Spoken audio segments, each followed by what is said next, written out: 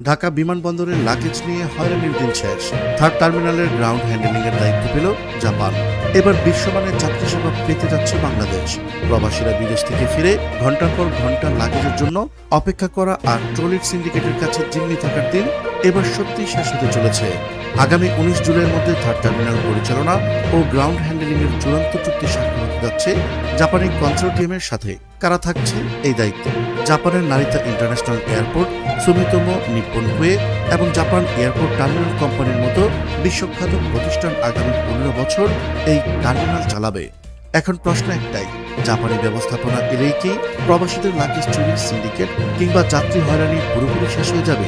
তা জানাবো আজকের এই প্রতিবেদনে। চলুন শুরু করা যাক। বর্তমানে ঢাকার বিমানবন্দরে বছরে প্রায় 80 লাখ যাত্রী সেবা পাচ্ছে, কিন্তু থার্ড টার্মিনাল চালু হলে যাত্রী সেবা ক্ষমতা প্রায় 2,40 লাখে উন্নীত হওয়ার সম্ভাবনা রয়েছে। অর্থাৎ বর্তমান সক্ষমতার প্রায় 3 গুণ বৃদ্ধি পাবে। শুধু যাত্রীর সংখ্যা বাড়ানো নয়, পুরো অভিজ্ঞতাই বদলে দেওয়ার কথা বলা হচ্ছে এই চুক্তির মাধ্যমে।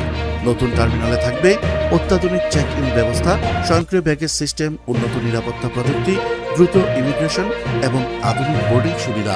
জানা যায় থার্ড টার্মিনালে থাকবে প্রায় 115টি চেক ইন কাউন্টার, 66টি ডিপার্চার ইমিগ্রেশন ডেস্ক এবং 59টি অ্যারাইভাল ইমিগ্রেশন ডেস্ক।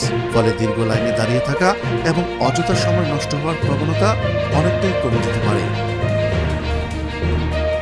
জাপানি প্রযুক্তিতে ইমিগ্রেশন ও লাগেজ ডেলিভারি হবে চোখের পলকেই।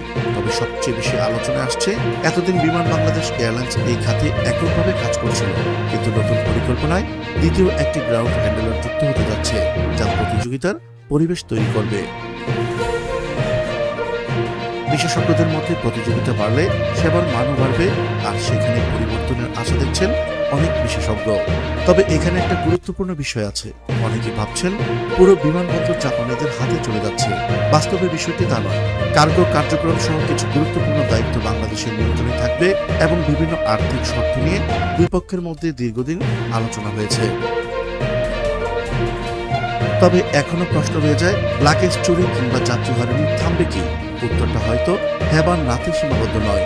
প্রযুক্তি, দক্ষ ব্যবস্থাপনা এবং আন্তর্জাতিক মানের সেবা নিশ্চয়ই বড় পরিবর্তন আনতে পারে, কিন্তু একই সঙ্গে প্রয়োজন সুশাসন, কঠোর নজরদারি এবং দুর্নীতির বিরুদ্ধে নিয়মিত ব্যবস্থা। কারণ আধুনিক টার্মিনাল শুধু একটি ভবন নয়, এটি একটি সিস্টেম। আর এই সিস্টেম কতটা সফল হবে সেটাই এখন দেখার বিষয়। আপনার কি মনে হয়, হযরত শাহজালাল বিমানবন্দরের গ্রাউন্ড হ্যান্ডেলিং এ বিদেশি অংশীদার আনা কি শতভাগ সঠিক সিদ্ধান্ত, নাকি দেশের প্রতিষ্ঠানগুলোকে আরো দক্ষ করে তোলাই ছিল ভালো সমাধান? কমেন্ট বক্সে আপনার মতামত জানাতে পারেন। প্রিয় দর্শক, আজ এই পর্যন্তই। দেখা হচ্ছে পরবর্তী প্রতিবেদনে। ততক্ষণ পর্যন্ত চোখ রাখুন আমাদের ইউটিউব চ্যানেল বা স্কুপ এন্টারটেইনমেন্ট ও ফেসবুক পেজ বাংলার চোখে। মহান আল্লাহ তাআলা সবাইকে ভালো রাখুন, সুস্থ রাখুন। আল্লাহ হাফেজ।